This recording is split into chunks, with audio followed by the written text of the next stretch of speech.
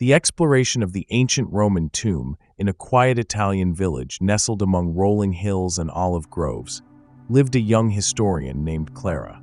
She loved the past, its stories, secrets, and silent ruins. One day, while sorting through old maps in her grandfather's attic, she found a faded parchment tucked inside a leather-bound book.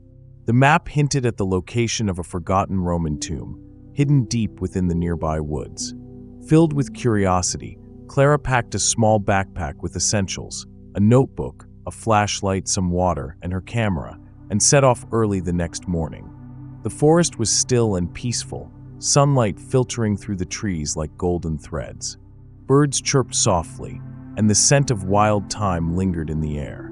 After hours of walking, she reached a moss-covered stone wall half buried under roots and vines. Carved into the rock was a barely visible Roman inscription. To the brave, history reveals its heart. Clara's own heart beat faster. This was the place. She gently brushed aside the vines and discovered a narrow stone entrance leading underground.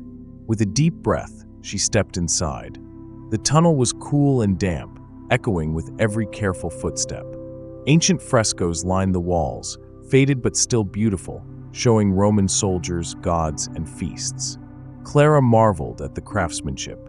She stopped often to take notes and photographs, whispering "incredible" over and over. At the end of the corridor, she found a circular chamber with a domed ceiling and a stone sarcophagus in the center. The air felt old, like time had been standing still. She didn't open the tomb. Instead, she sat quietly, imagining the people who had built this place and the life they once knew. After a while, she left a small flower beside the tomb as a gesture of peace, then made her way back through the forest, the sun now lower in the sky. Back in the village, Clara shared her findings with a local museum, and together they ensured the site would be preserved and protected. She didn't seek fame or fortune, only the joy of learning and the quiet magic of bringing the past to light. Part 2.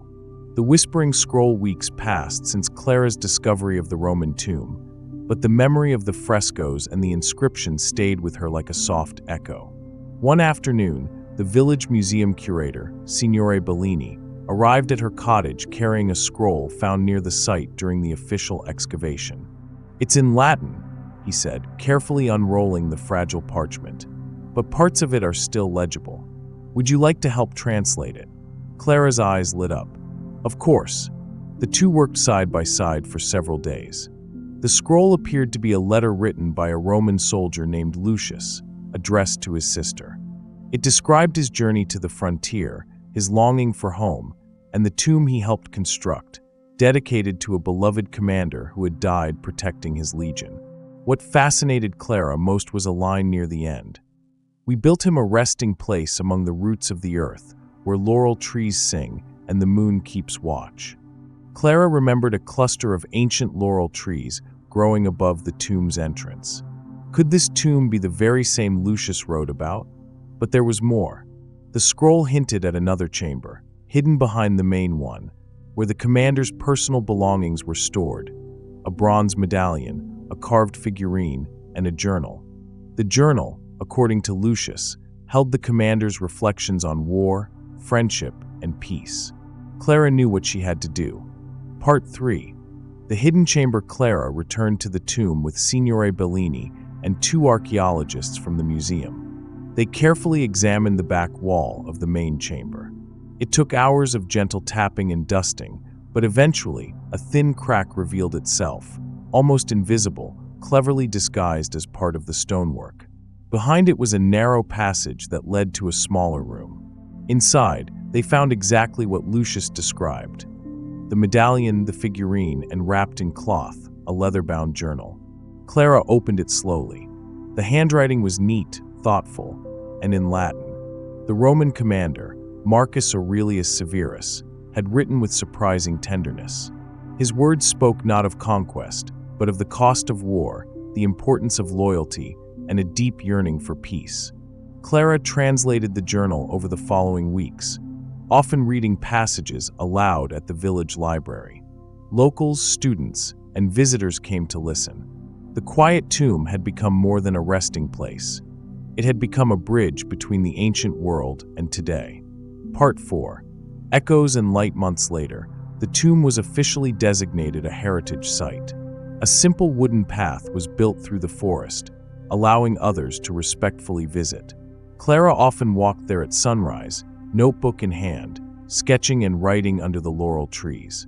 She had not set out to be a hero or a historian of note, but by listening to the quiet, honoring the past, and following the gentle trail of curiosity, she had unearthed a story not of gold or riches, but of humanity. And every time the wind rustled the trees above the tomb, Clara liked to believe it was the whisper of Lucius, still guarding the memory of his beloved commander beneath the earth, where laurel trees sing and the moon keeps watch. Part 5. A second map. One rainy evening in late autumn, Clara sat by her fireplace, sipping tea and rereading Marcus Aurelius Severus' journal. As the pages crackled softly in her hands, something odd caught her attention, a stiff fold at the back cover. She gently tugged at it and discovered a thin, parchment-thin page glued between the leather and the binding. It was another map, but unlike the first one, this map depicted a much wider area, stretching from the hills around the village to the nearby mountains. It was drawn with meticulous care, with tiny Roman letters marking locations and symbols Clara didn't recognize. She took the map to the museum the next day. Signore Bellini's eyes widened. "This is no ordinary map," he said. "This is part of the itinerarium, a Roman military route record. These symbols suggest another complex, perhaps a military outpost or a sanctuary. And look, this symbol here, it's identical to the mark on the medallion we found." Clara's heart raced. The story wasn't finished yet. Part 6. Into the mountains. Clara set out again, this time joined by Matteo, a young archaeologist from Florence, who specialized in Roman roads and outposts. The path on the map led them deep into the hills, past abandoned shepherd huts and stone terraces covered in lichen. After 2 days of hiking, they reached a mountain plateau where the air was thin and pine trees creaked in the wind. There, hidden beneath layers of moss and fallen stone, was the entrance to what seemed to be a Roman watchtower, partially collapsed but still echoing with structure. Inside, they discovered fragments of shields, pottery, and what seemed to be the corner of a shrine. But the most astonishing find was etched into the floor, a detailed calendar, aligned with the stars. Matteo whispered, "This isn't just military, it's spiritual. This could have been a place for ritual, perhaps for soldiers to make peace with the gods." Carved around the calendar were Latin phrases, some from Roman poets, others prayers for safe passage and protection in battle. Clara knelt beside one inscription that read, "When memory and earth align, peace shall rise from silence." Part 7. A deeper understanding. Back in the village, Clara pieced the discoveries together. Marcus Aurelius Severus had not only been a commander, but a philosopher in his own right, someone who believed in bridging war and wisdom.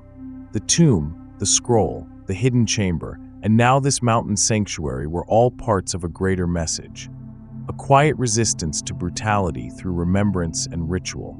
Clara decided to write a book, not a dry historical account, but a story woven from truth, myth, and emotion. She titled it Whispers Beneath Laurel Trees. When it was published, it touched hearts far beyond her village. Letters arrived from students, veterans, and artists who found comfort in the message of her journey. She didn't stop there. Each spring, she led small, respectful walking tours through the forest and up to the watchtower site. Along the way, she shared the stories of Lucius, Marcus, the soldiers who longed for home, and the meaning of silence in the face of history. Part 8. The Forgotten Legion. Winter arrived early that year.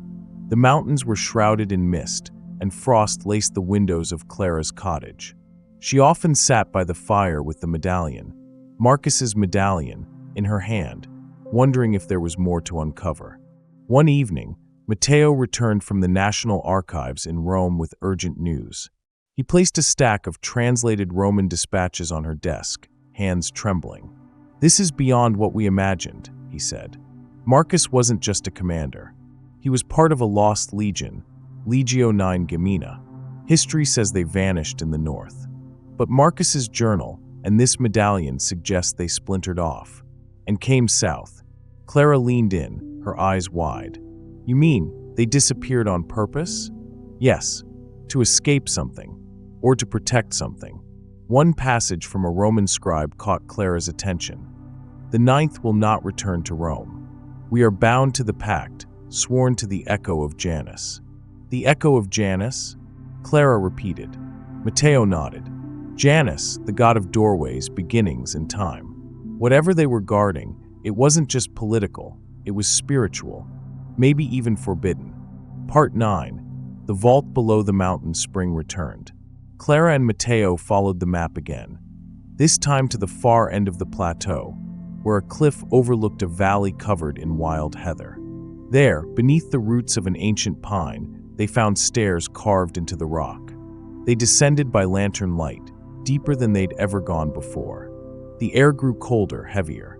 Walls bore carvings of Roman figures with two faces, Janus, watching in both directions.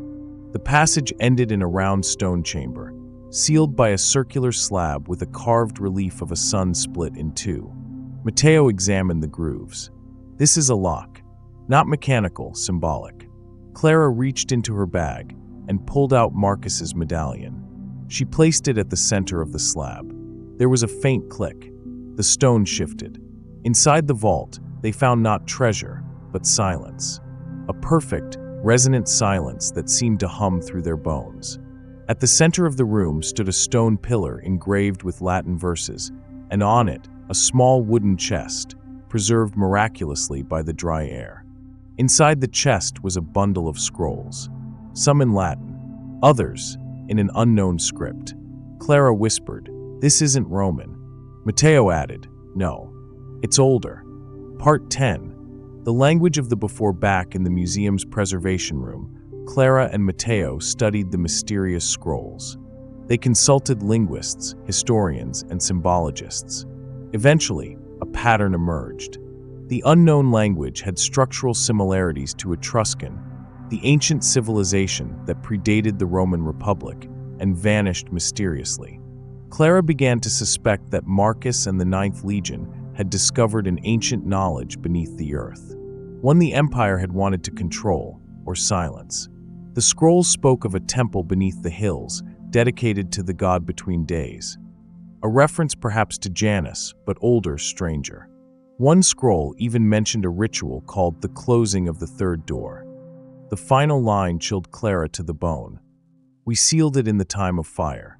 Let none unseal it unless the stars call them by name. Clara looked up at Matteo. What if this wasn't just a tomb? What if it was a warning?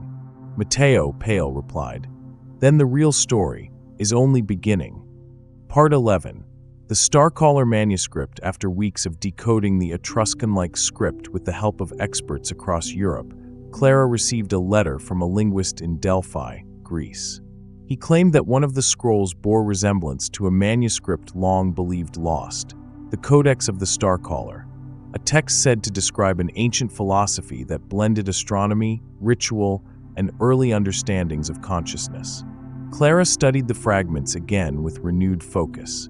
The scrolls described a convergence of stars, a rare celestial event that occurred once every 2,000 years, said to open a symbolic third door, through which truth may descend like light into shadow. One passage stood out. When the two-faced god turns away, and the hunter's eye meets the dawn, the sealed one shall stir, and the voice of memory shall rise from stone. Clara and Matteo mapped the celestial references and realized something extraordinary. A convergence was approaching in just a few weeks. The stars would align exactly over the mountains where the tomb lay. "This isn't a coincidence," Matteo whispered. "Marcus and his legion sealed something away during the last convergence, and it's about to happen again." Part 12. Night of the Convergence. On the night of the celestial alignment, Clara, Matteo, and a small team of scholars and archaeologists returned to the stone chamber below the mountain. The vault was quiet, bathed in pale silver light as the moon reached its zenith. They placed the scrolls in a circle, following the diagrams found in the codex. Then they waited. At precisely 3:17 a.m., the air inside the chamber shifted. The pillar at the center emitted a soft hum, and the carvings on the walls, previously faint, glowed with a dim golden sheen. Then, the floor beneath them trembled. From behind the pillar, a seam in the wall opened, a hidden corridor, untouched by time. They entered one by one. Inside was a domed chamber unlike any they had seen before, walls embedded with crystalline inlays that reflected the starlight entering through narrow shafts in the ceiling. At the center was a circular mosaic of Janus, but with 3 faces, and at its heart, a stone pedestal holding a single object, an obsidian disc, perfectly smooth and cold to the touch. The scholars could not explain it. It was neither Roman nor Etruscan. The energy around it pulsed faintly, like a sleeping heartbeat. Clara knelt beside it and placed Marcus's medallion beside the disc. Nothing happened, but in her mind a whisper bloomed like smoke. You carry memory. You are the echo. The gate is not behind you. It is within. Part 13. The keeper of echoes. In the weeks that followed, Clara felt a subtle shift inside her, a quiet clarity, like the world was speaking to her more directly. She found herself drawn to old languages, ruins, and fragments of forgotten myths. Her dreams became vivid, filled with stone corridors, voices in dead tongues, and stars aligning above great halls. She began writing again, but this time not just about Marcus or the tomb, but about the philosophy embedded in the discovery. She called it the echo theory, the idea that certain memories are not bound to individuals, but places. That stones remember. That silence itself can hold stories, waiting for someone who knows how to listen. The obsidian disc was moved to a secure display beneath glass, but Clara often visited it alone. She didn't speak aloud, but something in her presence seemed to stir the air around it. Matteo believed it was some form of cognitive artifact, an early attempt to encode thought in matter. Others feared it. The Vatican requested access. Universities wanted to remove it for study. But Clara, now regarded as the keeper of echoes, refused. This isn't meant to be owned, she said. It's meant to be heard. And so, the tomb became a sanctuary, not of death but of memory. A place where history, myth, and meaning converged. Where a Roman commander and a modern historian met across time, not through war, but through wonder. Part 14. The door within Clara began spending more time alone in the vault, seated quietly near the obsidian disc. She never spoke aloud, but she noticed something strange. The more she focused her thoughts, not just words, but feelings, the more vivid the air around the disc became, like ripples in still water. One evening, she brought Marcus's journal with her and read aloud from a passage describing a battle the commander had tried to prevent, a confrontation that cost the lives of hundreds and led him to renounce violence. As she read, the temperature dropped. The disc shimmered faintly. And then, just for a moment, she saw something impossible. A Roman soldier, sitting by a campfire, scribbling into parchment, his face worn with guilt, but his eyes full of hope. She blinked, and he vanished. Clara didn't tell anyone, not even Matteo. She didn't believe she was hallucinating. She believed, deep in her core, that the disc was not a relic, but a conduit. Not for time travel, but for memory itself. Not her memories, the places. Part 15. The memory room. She began to map what she called the memory room, the domed chamber beyond the vault. Whenever she meditated near the disc, it seemed to respond. And the visions became more frequent, not random, but connected. She saw Marcus walking through a field of tall grass, placing a stone at the foot of an oak. A child in a tunic, carving stars into a tablet beside a hidden spring. The moment the tomb was sealed, and Lucius pressing his hand to the stone, whispering something Clara couldn't understand. Yet, she started keeping a journal, sketching each vision and cross-referencing it with the ancient scrolls and Etruscan myths. Slowly, she uncovered a pattern, a map of human memory encoded in stone and ritual. The third door, the mysterious concept referenced in the ancient scrolls, was not a literal door at all. It was a state of awareness, accessible only to those who carried deep empathy, stillness, and reverence. It was why Marcus had chosen this place, why the Ninth Legion had stayed. They weren't hiding. They were protecting a space where memory could live forever, free from conquest, from ambition. Part 16. The return of the voice. One night, during a violent storm, Clara was drawn to the chamber again. Thunder echoed through the hills. She walked alone through the forest, wind howling through the pines, lantern flickering in her hand. Inside the tomb, the disc pulsed dimly, even without light.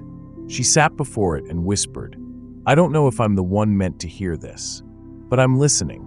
The silence deepened. Her breathing slowed. And then something began. A low hum, like wind over ancient stone. Then a voice, not in words, but in meaning. Clara felt it as a warmth, then a pressure behind her eyes.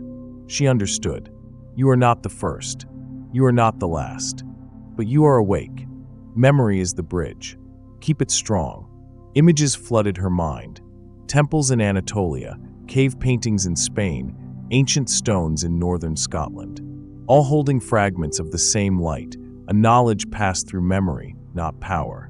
Clara wept. Not in fear, but in awe. And when she emerged from the tomb at dawn, drenched from the storm, she knew. Her life had changed. She was not just the discoverer of a Roman tomb.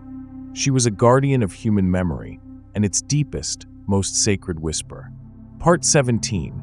The resonance sites. News of the memory room, and Clara's encounter with the obsidian disc spread slowly but deeply, whispered among archaeologists, spiritual researchers, and those sensitive to the magnetic hum of ancient places. A Japanese professor named Dr. Sora Miyake contacted Clara.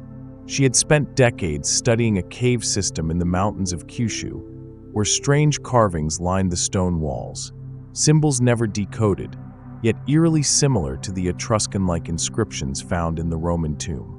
In her message, Sora wrote, "When I saw the pattern you sketched around the obsidian disc, my heart stopped. We've found the same constellation, carved into the ceiling of a cave over 4,000 years old." Clara and Matteo, along with a small trusted team, traveled to Japan.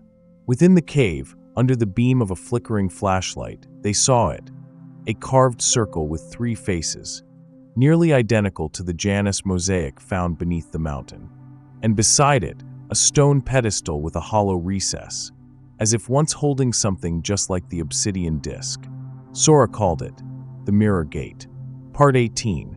The dreaming ones. During their nights in Kyushu, something strange began to happen.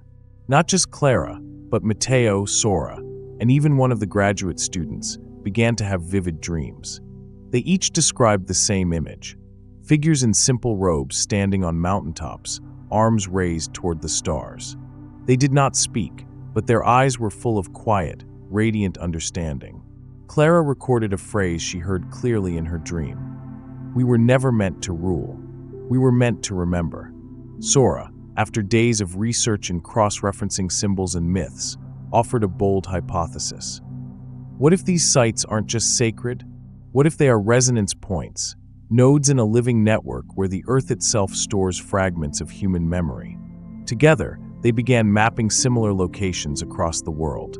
Newgrange, Ireland Göbekli Tepe, Turkey Tiahuanaco, Bolivia Lalibela, Ethiopia. Each site shared common traits: 3-faced symbolism, star alignments, dark stone altars, or mirror-like surfaces. A pattern was forming, a kind of ancient memory system, older than history, waiting to be heard again. Part 19. The Guardians stir. As Clara and her team uncovered more connections, they began to feel watched. A secretive order, known only through scattered Renaissance documents as Ordo Memoriam, made contact.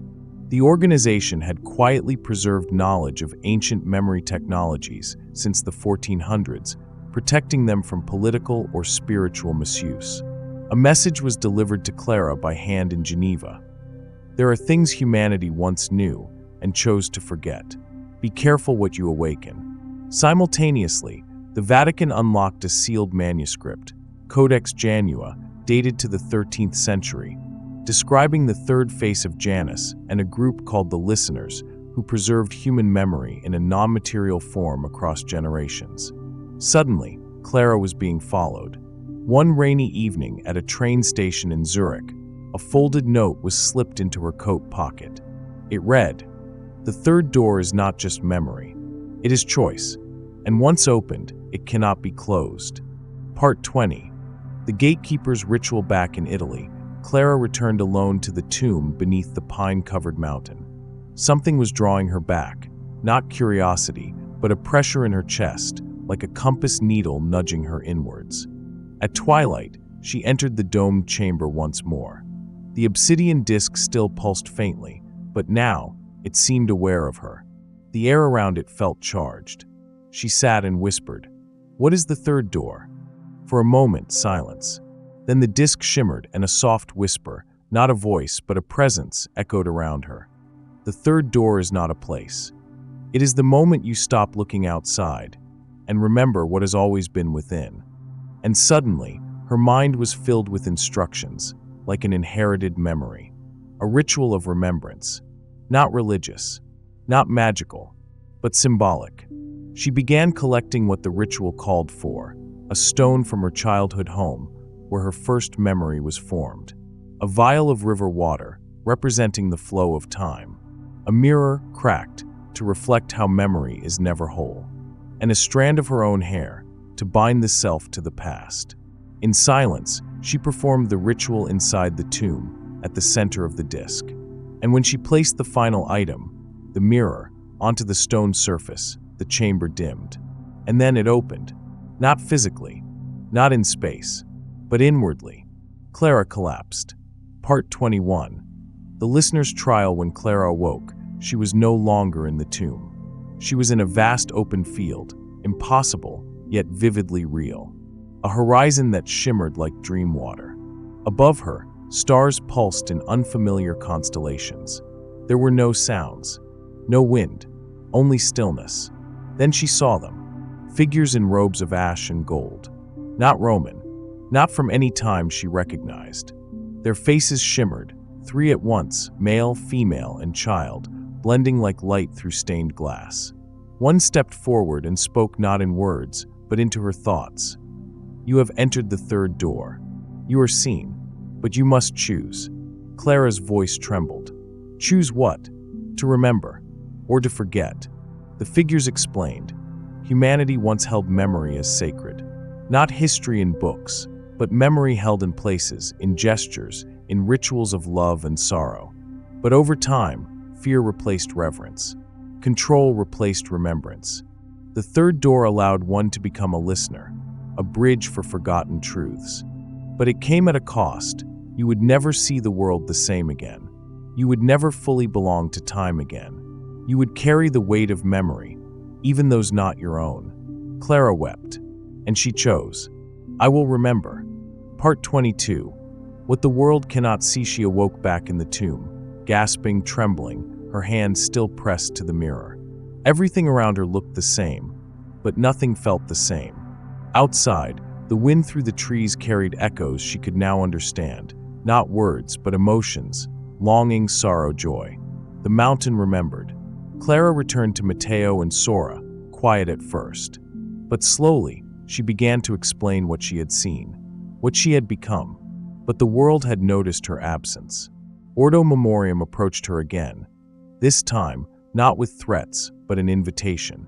"You have passed through. Few do. Now you must decide. Will you guard this knowledge, or share it, and change everything?" And with that, Clara faced her greatest question yet. What is memory, if not shared?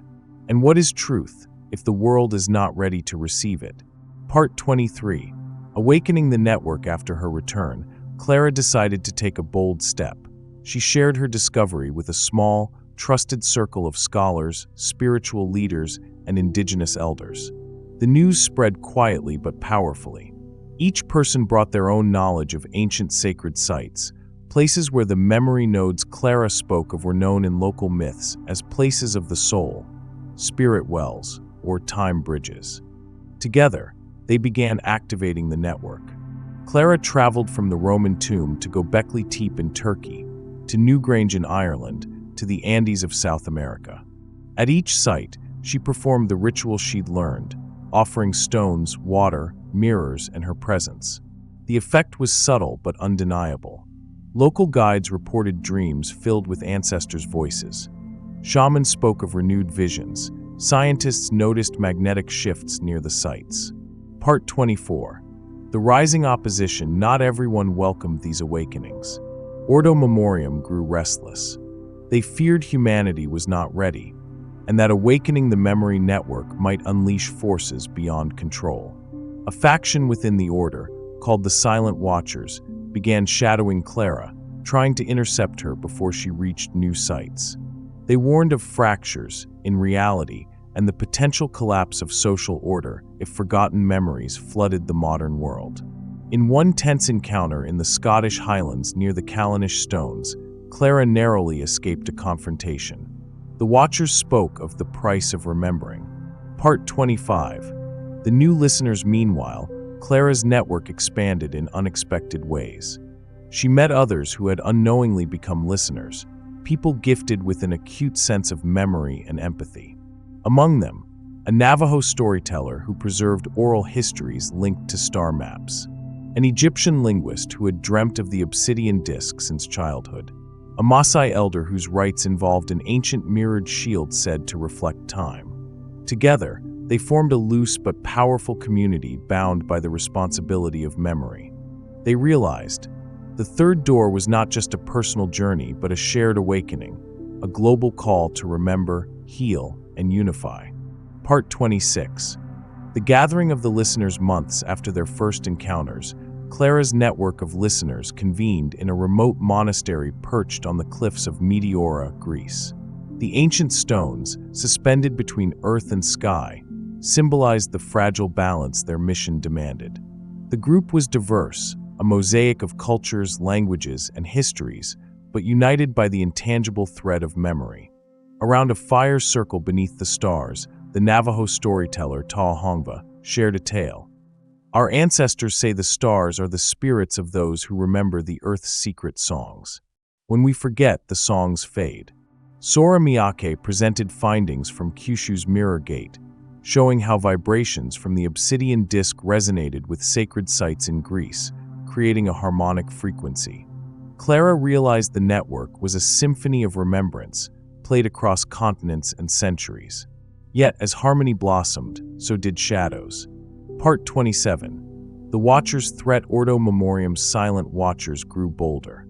Their leader, a man named Father Ignatius, a scholar turned zealot, believed that awakening the third door threatened the fragile order of the world. In a chilling message sent to Clara, he wrote, "Memory is a blade.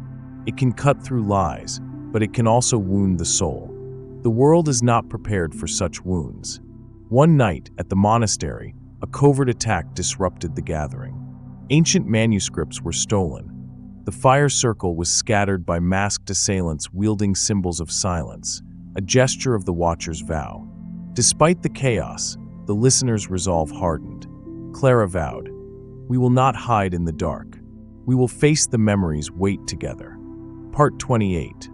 The dreamscapes. As days turned to weeks, many listeners began experiencing shared dreamscapes, visions more vivid and interactive than any before.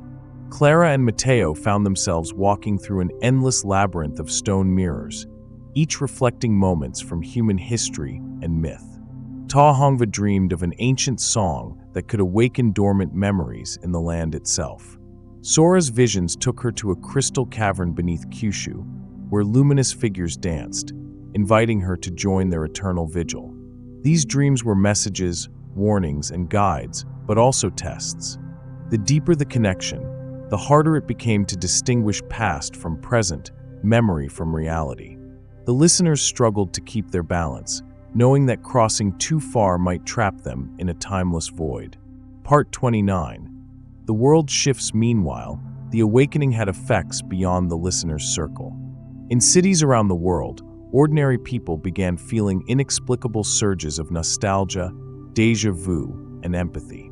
Mass movements for environmental and social healing gained momentum, as if a forgotten wisdom was seeping back into collective consciousness. Scientists puzzled over unexplained magnetic anomalies near ancient sites. Governments debated whether these energy spikes were natural or man-made threats. Media outlets alternated between fascination and fear, portraying the third door phenomenon as everything from spiritual awakening to mass hysteria. Clara watched all this unfold, understanding deeply that the journey was no longer just about discovery, but about stewardship. Part 30. The shadow of Ordo Memoriam. Father Ignatius intensified Ordo Memoriam's efforts to suppress the awakening. Using ancient knowledge and modern technology, the Silent Watchers began infiltrating key institutions, museums, universities, even governments.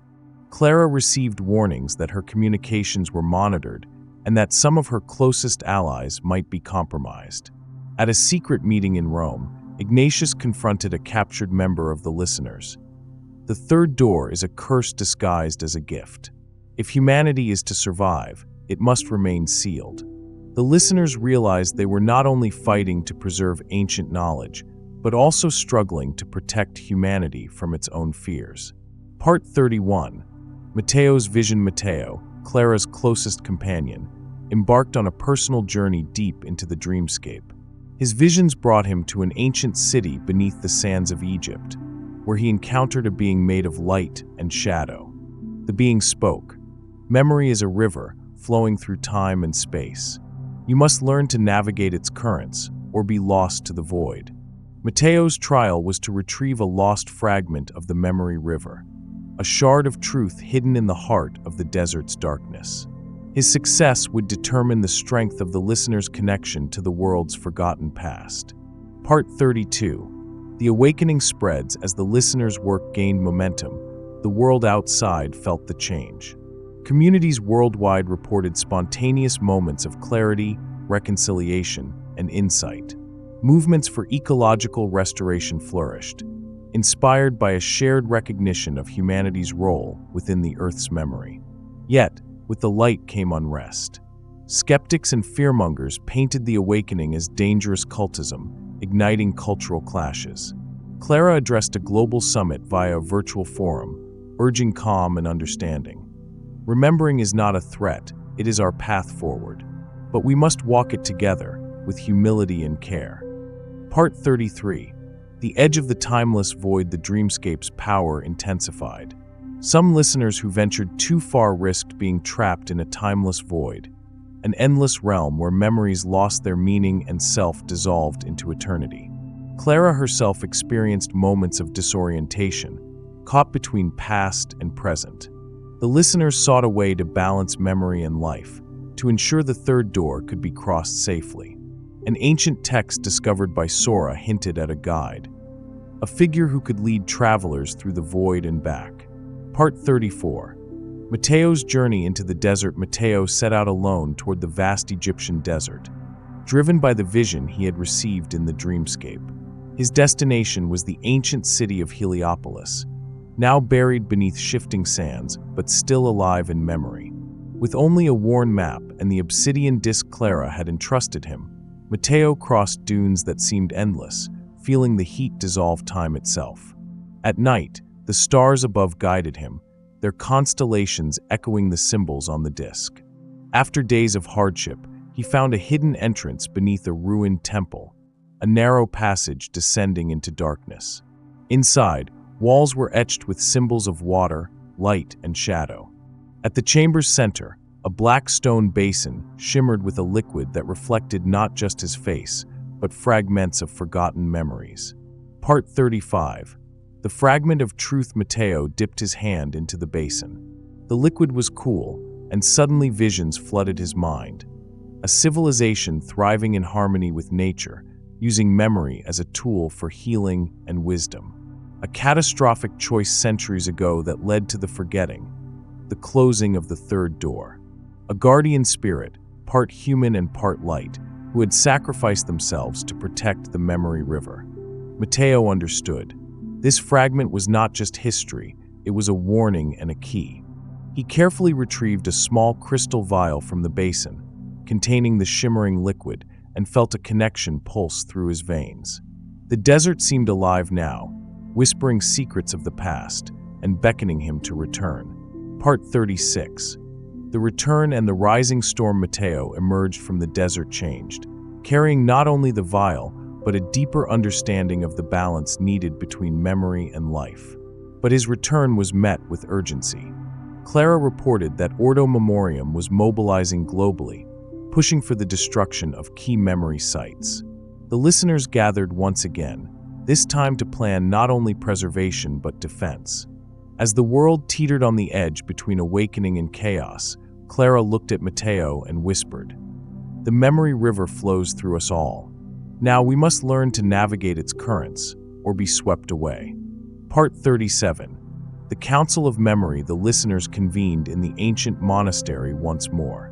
The air was thick with urgency and resolve. Clara stood before them, her voice steady but filled with the weight of responsibility. "We face not just a threat to our knowledge, but to the future of memory itself. Ordo Memoriam believes forgetting protects humanity. We must prove that remembering can heal."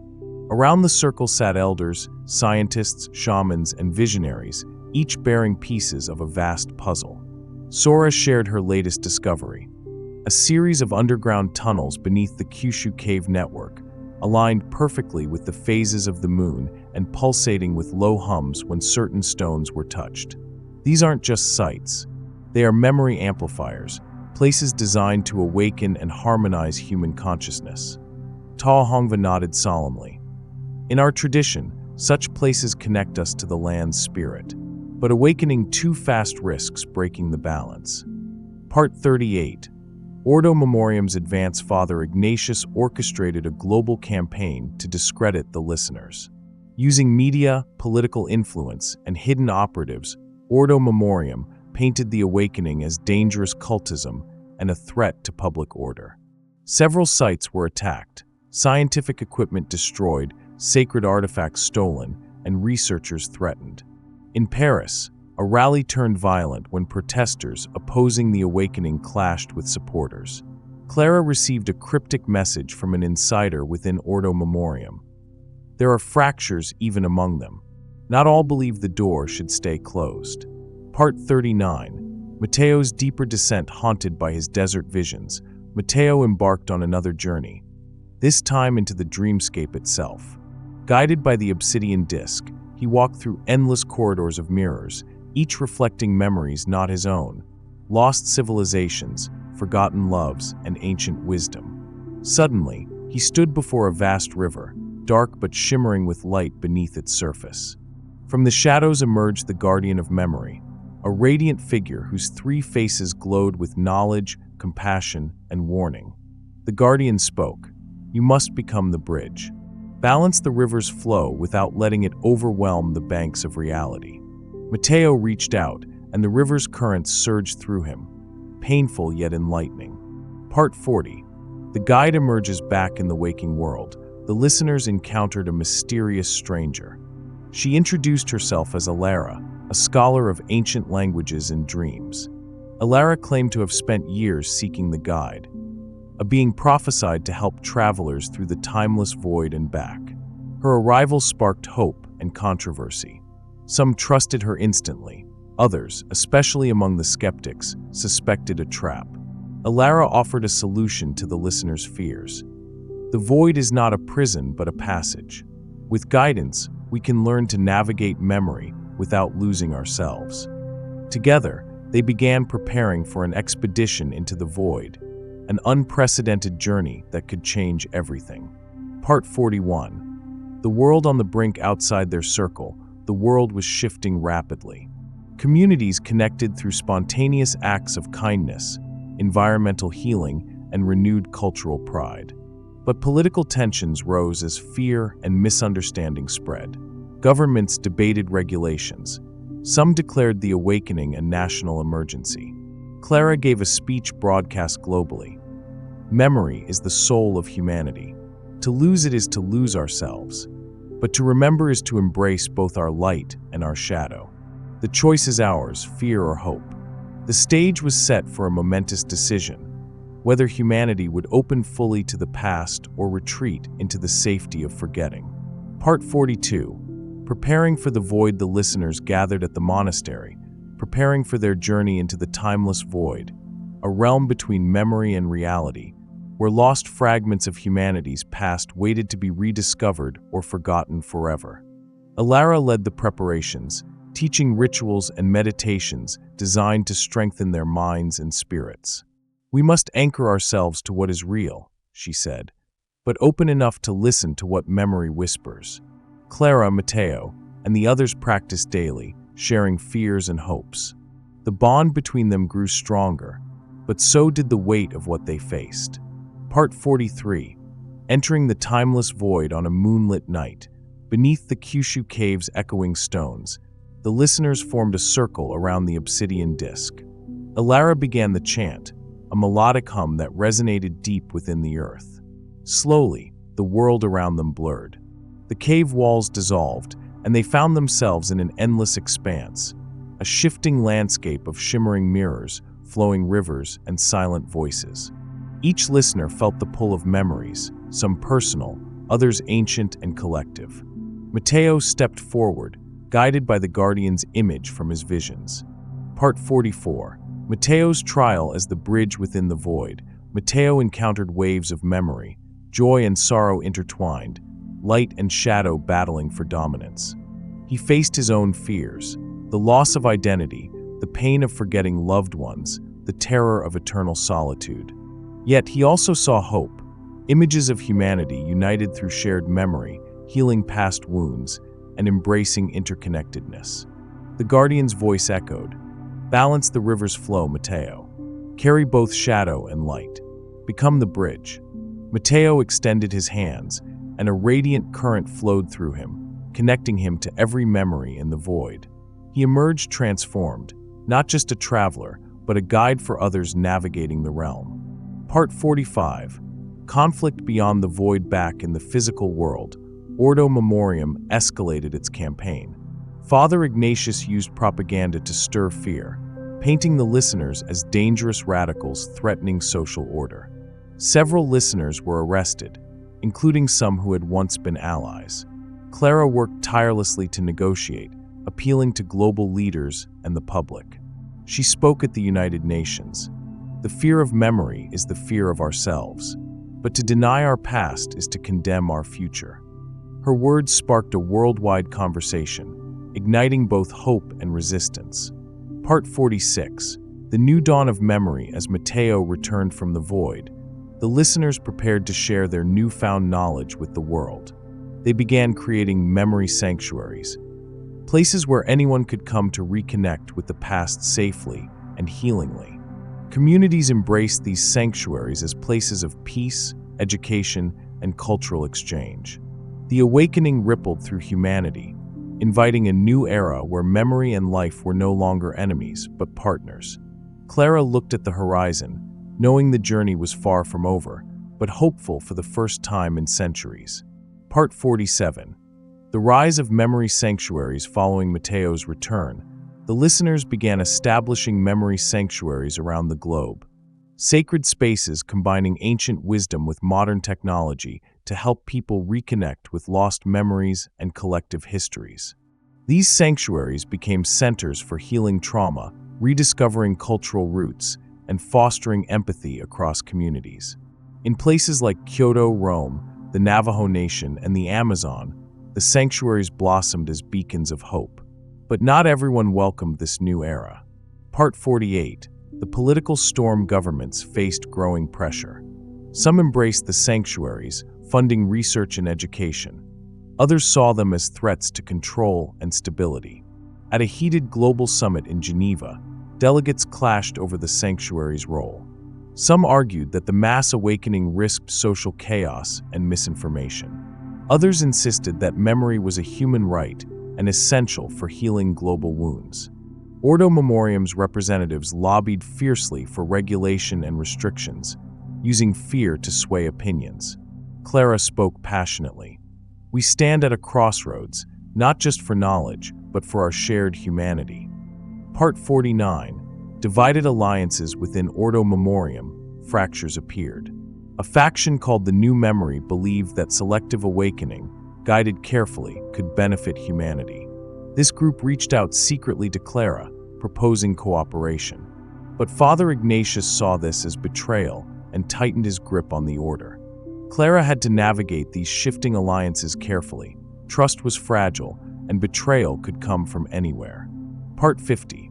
Matteo's guidance. Matteo took on a new role, guiding seekers through the timeless void via the sanctuary's meditative practices. His empathy and experience helped many confront their fears and lost memories safely. One young woman, Lena, came seeking healing for a deep ancestral trauma. Through Matteo's guidance, she journeyed into the void and emerged transformed, inspiring others. Matteo realized the void was not just a place of loss, but of renewal, a crucible for growth. Part 51. The gathering storm. Despite progress, the shadow of Ordo Memoriam loomed. Father Ignatius prepared a decisive move to dismantle the sanctuaries and silence the listeners. Clara, Matteo, Alara, and their allies knew a confrontation was inevitable. They gathered once more, united by purpose and hope. Clara whispered, "Our memories are our strength. Whatever comes, we will face it together." Part 53. The siege of the sanctuary. Ordo Memoriam's forces, equipped with advanced technology and ancient relics, launched a coordinated attack on the largest sanctuary in Rome. The sanctuary's walls shimmered with protective energy, part ancient magic, part human will. Matteo led a group of listeners to defend the sanctuaries, guiding people through mental shields and illusions to confuse the attackers. Alara worked to open a safe passage into the timeless void for those in danger. The battle was fierce, shouts, spells, and flashes of light against cold machines and silent operatives. Part 54. Clara's stand. In the heart of the sanctuary, Clara faced Father Ignatius. "You fear what you do not understand," she said calmly. "But memory is not a weapon to wield, it's a legacy to protect." Ignatius sneered, raising a relic that could erase memories, but Clara's connection to the third door and Matteo's power shielded her. Their confrontation became a battle of wills and memories, a clash that echoed through the void and into reality. Part 55. The turning tide. Just as Ordo Memoriam seemed poised to destroy the sanctuary, the listeners' global network activated. Around the world, people connected through sanctuaries, sharing memories of hope and unity that weakened the attackers' resolve. Lena, having emerged strong from her own journey, led a wave of support, inspiring others to stand with the listeners. The tide turned. The attackers faltered and retreated, their power broken by collective memory and courage. Part 56. A new dawn. With the sanctuary safe, Clara addressed the world. "Today, we showed that memory can be a force of healing, not destruction. We will rebuild, not just structures, but trust." Ordo Memoriam fractured. Father Ignatius vanished into legend, while the new memory faction sought peace. The sanctuaries flourished, becoming symbols of unity, knowledge, and hope. Matteo, Clara, Alara, and their allies looked to the horizon, ready for the next chapter of humanity's journey through memory and time. Part 57. The secret betrayal. Just as peace. Show. Clara, was Alara a traitor or a double? Part 58. The hunt. Clara, Matteo, and T. Inside, illusions and traps tested their resolve. Visions of the labyrinth was alive, guarding its secrets fierce. Part 59. The Phantom Legion. As they ventured deeper, the listeners encountered a spectral force, the Phantom Legion, remnants of those who had tried to open the third door before and were trapped between worlds. These phantoms were tormented, neither alive nor dead, their memories twisted into rage and despair. Matteo's connection to the void allowed him to calm some, but the Legion's leader, a shadowy figure cloaked in ancient armor, challenged him directly. "You who claim to be the bridge, prove your worth or join us forever." Part 60. The countdown to catastrophe. Alara's betrayal was worse than they feared. She was activating a hidden device within the catacombs, one capable of tearing open the third door permanently, risking the collapse of reality itself. Clara raced against time, deciphering cryptic inscriptions to disable the device. Tensions mounted as tremors shook the earth, the veil between worlds thinning dangerously. Part 61. The final choice. In the labyrinth's heart, Clara confronted Alara. "Why betray us? Clara demanded. Alara's eyes gleamed with conflicted fire. Because some memories must be buried to protect the future. But I also believe in a new order, one born from the void's power. A fierce battle erupted, not just physical but of wills and visions. Matteo joined Clara, their combined strength a beacon against the rising darkness. The fate of the third door, and all memory, hung in the balance. Clara's eyes locked with Alara's, the tension crackling like lightning in the heavy air. "You don't have to do this," Clara pleaded, stepping closer. "There's still a way to protect the future without destroying everything." Alara's hands trembled slightly, the device pulsating ominously behind her. "I've seen too much pain," she whispered. "The old order is broken. The void offers power and freedom." Suddenly, the labyrinth walls shifted, shadows twisting into writhing tendrils that reached out to trap Clara and Matteo. Matteo raised his hands, summoning a radiant glow from the obsidian disk. The light pushed back the shadows, revealing the true horror of the Phantom Legion, faces frozen in anguish, reaching out for release. Alara's voice cracked. "They're prisoners of the past. If the door opens, they'll be free. But at what cost?" Clara took a breath, her mind racing. "There's always a choice. Help us find another way." Alara's resolve wavered, but the device began emitting a low, dreadful hum, countdown accelerating. Matteo surged forward, placing a hand on the device. Energy coursed through him, pain searing but mingled with clarity. "Together," Clara said firmly, joining him. In that moment, their combined will reached into the void, weaving memories of hope, love, and courage into a protective shield. The device shuddered, its power collapsing inward, and then silence. Alara collapsed to her knees, tears streaming. Maybe I was wrong." Outside, the earth stilled, the veil closing slowly. The labyrinth sighed, its grip loosening. Matteo helped Alara to her feet. "It's not too late. We rebuild together." Clara smiled softly, but deep beneath, in the shadows, a faint pulse flickered. Reminding me as Clara, Matteo, and Alara emerged from the labyrinth, the fading echoes of the Phantom Legion whispered in the distance, haunting reminders of memories unresolved. The world outside felt different, quieter, yet pregnant with anticipation. Back at the sanctuary, the fractured factions of Ordo Memoriam stirred uneasily. Father Ignatius's shadow loomed larger, though his whereabouts remained unknown. Alara, now an uneasy ally, began sharing her knowledge of the third door's deeper mysteries. The door is not just a gateway, it's a living nexus of memory and time. It reacts to human will, fear, and hope. Matteo's visions deepened. He saw glimpses of a future where memory could both heal and destroy, depending on who wielded its power. Suddenly, a new threat emerged. A covert group known only as the Veil, who sought to exploit the chaos for their own dark purposes, manipulating memories to control minds worldwide. Clara knew the fight was far from over. "We must unite all who remember, against the Veil, against forgetting itself." The awakening had sparked something unstoppable. The battle for memory, identity, and the soul of humanity was just beginning. The sanctuary's walls hummed softly as Clara, Matteo, and Alara gathered with the core group of listeners. The air was heavy with unspoken fears, but also a fragile hope. Alara unfurled ancient scrolls and digital maps, revealing hidden layers of the third door's origins. This nexus is older than any civilization we know. It's a living archive of humanity's collective memory, intertwined with the fabric of time itself. It responds not just to individual minds, but to the collective consciousness. Matteo's eyes glowed faintly as he closed them, reaching out with his newfound connection. "I can feel it, like a heartbeat pulsing beneath reality, fragile but persistent." Suddenly, the room's atmosphere shifted. The secure comms crackled to life, a fragmented message warning of a shadow network called the Veil, infiltrating governments, media, and even the sanctuaries. The Veil used forbidden techniques, extracting and rewriting memories, sowing discord, and erasing truths. Their goal was to reshape humanity's past, present, and future in their own image. The Veil's shadow spreads Clara convened an emergency council.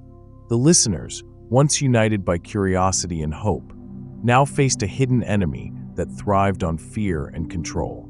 Reports arrived of people waking up with altered memories, loved ones erased, entire histories rewritten, families shattered by invisible hands. If we lose memory, Clara said grimly, we lose our identity. The Veil wants us to forget who we are, so they can write who we become. Alara revealed a chilling truth. The Veil has found fragments of the third door's power. They seek to open it from the outside, tearing apart the veil between worlds, hoping to harness the chaos for domination. Mateo's journey within determined to find answers. Mateo entered a deep trance, diving back into the timeless void. There, he faced swirling storms of forgotten memories, cries of those lost to the Veil's manipulations. In the heart of the void, Mateo found a glowing shard, an ancient key left by the original guardians of the third door. This key can seal or unlock the door, whispered a voice from the shadows. But it demands sacrifice. Mateo hesitated, knowing that wielding such power might change him forever. The sanctuaries under siege across the globe, sanctuaries came under attack. Veil operatives used sophisticated technology and dark rituals to disrupt the sanctuary's protective energies.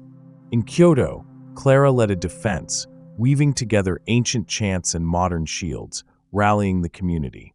But the Veil's influence seeped deeper. Whispers of doubt, paranoia, and fear began fracturing alliances. Alara's past caught up with her as a mysterious figure appeared. An old mentor turned Veil agent, demanding her surrender. The fractured alliance tensions grew within the listeners. Some argued for total secrecy and withdrawal to protect knowledge. Others, like Clara, insisted on transparency and unity. Mateo, torn between his growing power and fear of losing himself, struggled to hold the group together. If we fight alone, we fall. But to fight together, we must trust, even those who fear to remember. The council voted to send a covert team deep into Veil territory to uncover their true plan and cut off their influence. The deepening mystery of the third door, meanwhile, the third door itself seemed to pulse with urgency. Alara deciphered an ancient prophecy etched in forgotten languages. When shadows rise and memories twist, only the light of unity can close the breach and restore the path. The prophecy hinted at a convergence, a moment when all memories, past and present, would clash and determine humanity's fate. Part 62. Into the shadows under the cover of night, Clara assembled a small, elite team. Herself, Mateo, Alara, and 3 trusted listeners skilled in infiltration and memory weaving.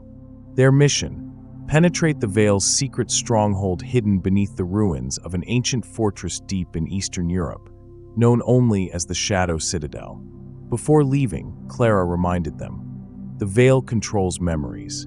We must guard our minds as fiercely as our bodies. Part 63.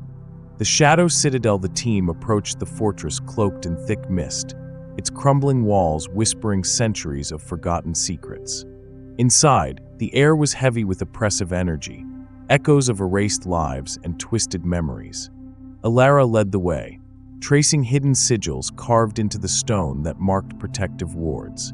Suddenly, the floor shifted beneath their feet, revealing a labyrinthine network of tunnels, twisting corridors designed to disorient and trap intruders. Part 64. The mind maze. As they ventured deeper, the Veil's influence grew stronger. The team faced illusions crafted from their deepest fears and regrets. Mateo confronted haunting visions of failure, friends lost, memories fading. Clara faced accusations whispered by shadows, doubts about her leadership and the cost of the listener's cause. Alara's past unfolded before her, betrayals and secrets she had buried long ago. Only by supporting each other and grounding themselves in shared truths could they push forward. Part 65.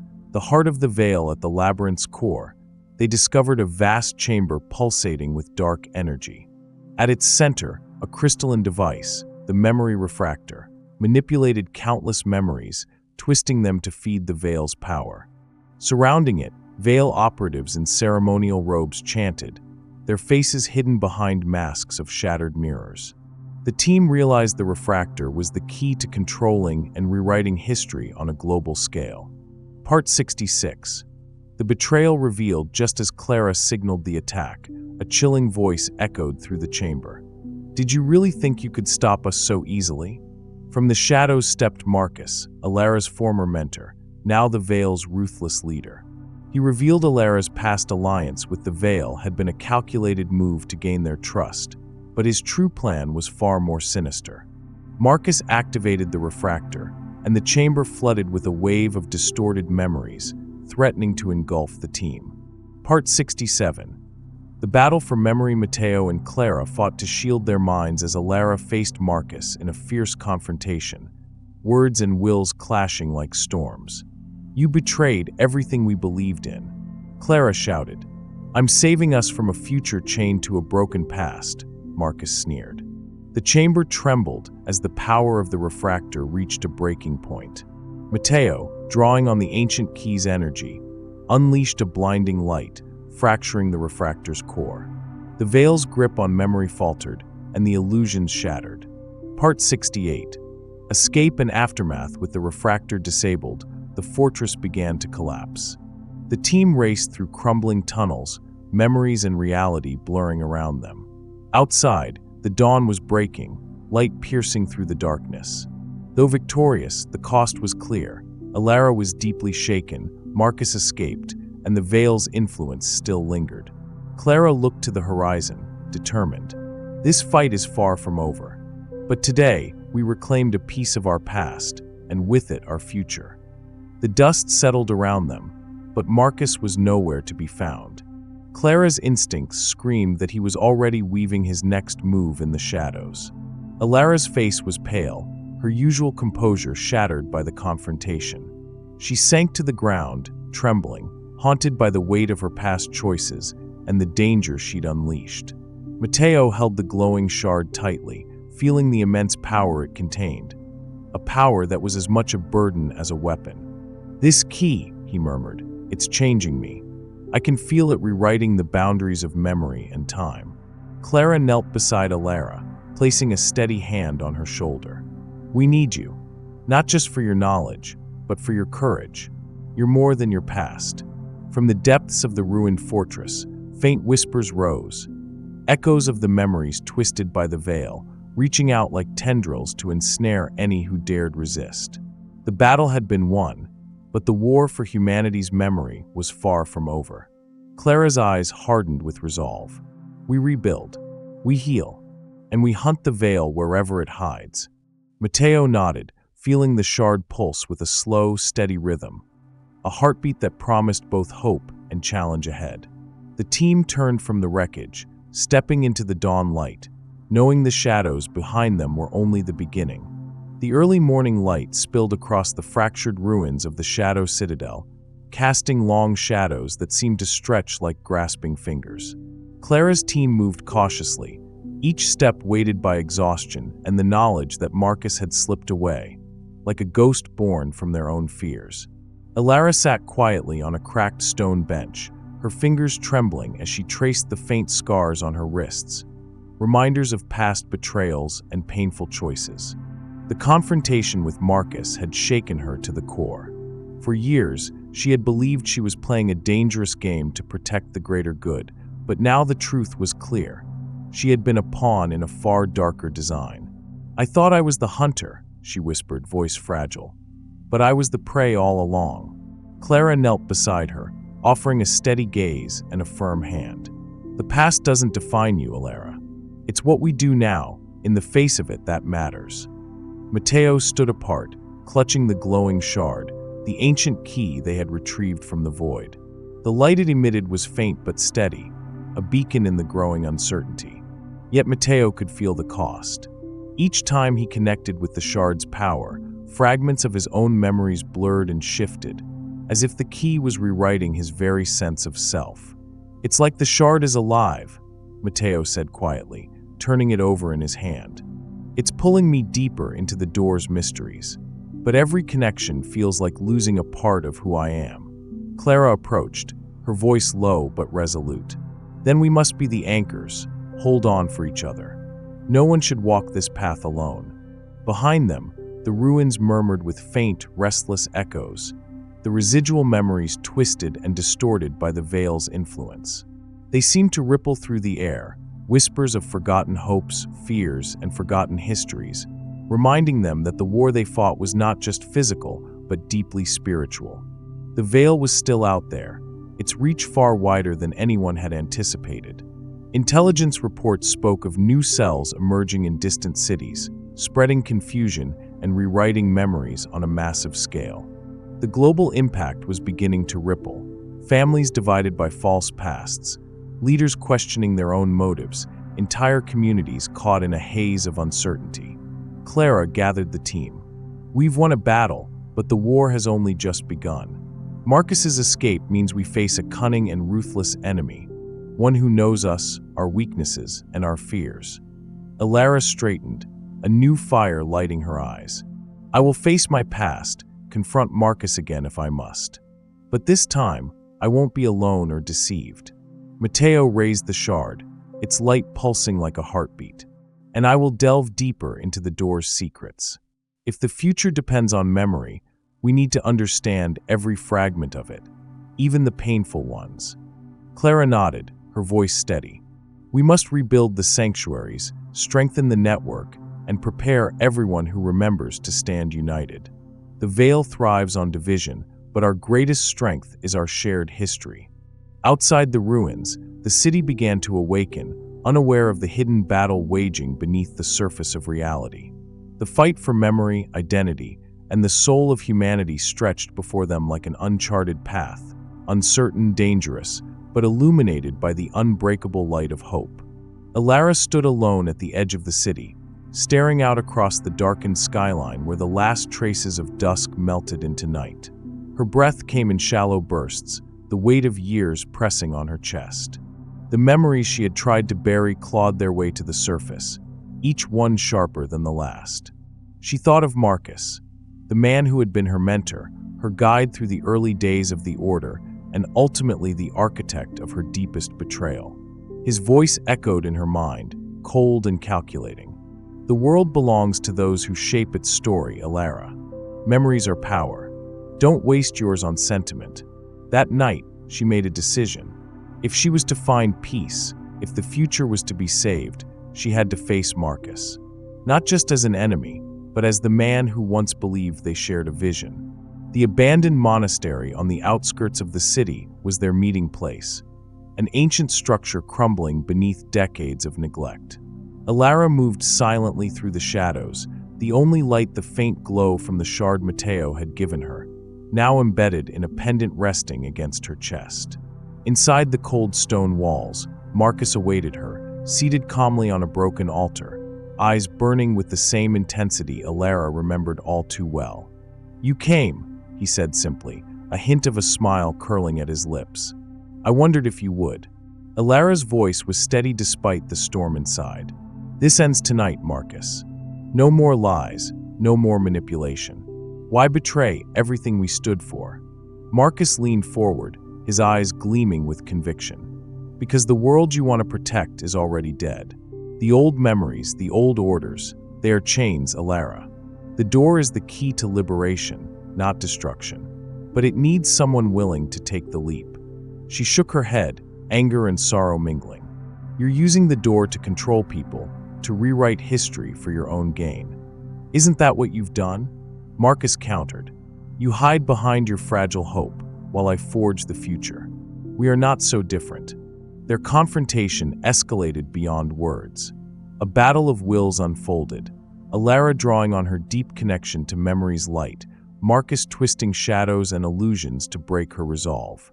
At one point, the chamber seemed to dissolve around them, memories and realities swirling in a chaotic storm. Alara found herself trapped in a vision of her childhood, her first loss, the moment that had sparked her commitment to protect memory. "Face it," Marcus's voice taunted. "You've always been running from pain." With a fierce cry, Alara summoned her strength, anchoring herself to the shard's steady pulse. "No," she declared. "I'm not running. I'm remembering, so we can learn, heal, and choose. The shard flared brightly, pushing back Marcus's darkness and shattering the illusion. Breathless and battered, Marcus rose, the mask of confidence cracking. "You've changed, Alara," he admitted, almost grudgingly. "And you've blinded yourself," she replied. "There's still time to stop this madness." For a moment, the two stood locked in silent understanding. Former allies divided by choices, but united by a flicker of something deeper. As Alara left the monastery, her heart was heavier but clearer. She knew the path ahead would be hard, but for the first time, she felt she could face it honestly, not as a pawn, but as a guardian of the true memory. Back in the city, she reached out to Clara and Matteo. "We're ready," she said. "Let's finish this together." Matteo sat alone in the quiet chamber of the sanctuary, the glowing shard resting gently in his palms. The light it emitted was soothing yet alive, pulsing in rhythm with his heartbeat. It seemed to call to him, whispering secrets just beyond his grasp. He closed his eyes, focusing on the shard's energy. Slowly, the world around him faded, replaced by a boundless void shimmering with countless threads of memory, fragments of lives long past and futures yet to be written. As he drifted deeper, Matteo felt his own memories stretch and blend into the tapestry. Faces, places, feelings he never knew surfaced, as if the door was weaving his soul into the very fabric of time. Suddenly, a figure appeared, an ethereal guardian cloaked in shifting light.